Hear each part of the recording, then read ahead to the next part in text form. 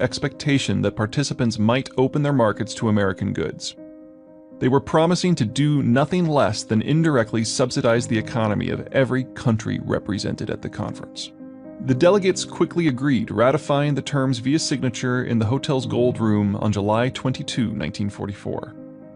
This, however, was exactly what White and the Americans wanted. For no matter how the plan was regarded by the delegates or the rest of the world, it was firmly rooted in the United States' unique strengths.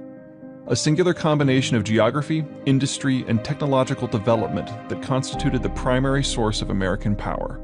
Over the next year, World War II reached its conclusion.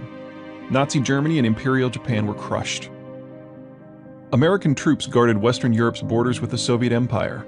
While American aid helped get Western Europe back on its feet, it was American markets' absorption of every bolt, table, and car that the Western Europeans could produce that proved to be the determining factor in resuscitating their fortunes. The American economy, never touched by the bombs that devastated Europe, was larger than any that the Europeans had ever had entry to. And the ability to access that market allowed the Europeans to export their way back to affluence. In the early years, the cost levied upon the Americans by the Bretton Woods system was easily managed. Europe was in shambles, and America was economically robust. Accepting European exports without question was only a few notches above charity. But as Europe recovered, the price grew. And that was just the beginning. The Americans didn't limit the deals made at Bretton Woods solely to their allies. The terms of the agreements were steadily expanded to countries not at the conference, to former colonies that became independent, to the defeated Axis powers, and in time to countries that were once pernicious rivals. As more countries signed on, the price of the system continued to grow. As the Cold War ended and entire swaths of the globe changed economic and political orientations, the price grew. And as years turned to decades, the system expanded ever outward until nearly the entire world had acceded to this American guaranteed network. The Bretton Woods agreements are the single most important factor behind the Japanese and Korean miracles, the European Economic Community and its successor, the European Union, the rise of China, and the statistical monster that is the U.S. trade deficit. Why did the Americans buck history and offer this deal rather than take a more direct role in global leadership as the major powers before them had done? How did the Americans get so huge that they could offer such a deal in the first place? Why did the Americans put themselves at such an economic disadvantage in order to offer it? Given that economic disadvantage, why are the Americans still offering this deal 7 decades after the war ended? Finally, just how strong is American commitment to the economically disadvantageous system that makes the contemporary world possible? As unhinged and precarious as Keynes and the other delegates must have felt their world had become by July 1944, it is striking how little has changed in the international system in the decades since. At Bretton Woods, the United States produced about 1/4 of global GDP, about the same proportion as it does in 2014. At Bretton Woods, the United States was responsible for nearly half of global defense outlays, about the same proportion as in 2014. At Bretton Woods, the American military controlled half of global naval tonnage, about the same proportion as it does in 2014. At Bretton Woods, the United States was the only country that for the past 80 years had exited every decade with an economy larger than when it had entered, a record of the modern age that the Americans have since extended to 150 years.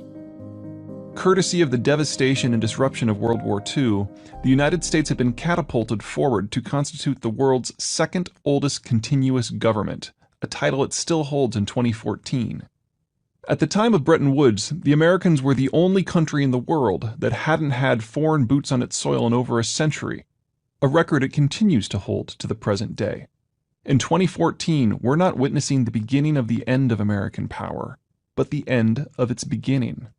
In fact, we're on the cusp of a shift in the international order just as profound as those delegates back in 1944 experienced.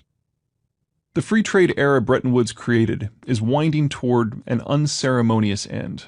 Impersonal factors beyond our control are not only tearing down the world we think we know, but also haphazardly putting a new one in its place. For now, let us focus on the why of the world as we know it. The premier tool in this regard is geopolitics, the study of how place matters.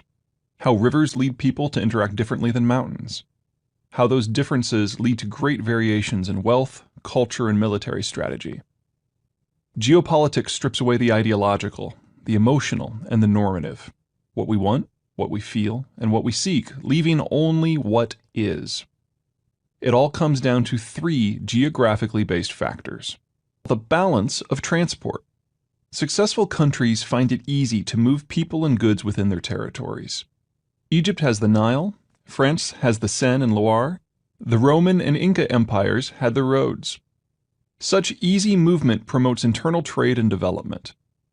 Trade encourages specialization and moves an economy up the value-added scale, increasing local incomes and generating capital that can be used for everything from building schools and institutions to operating a navy.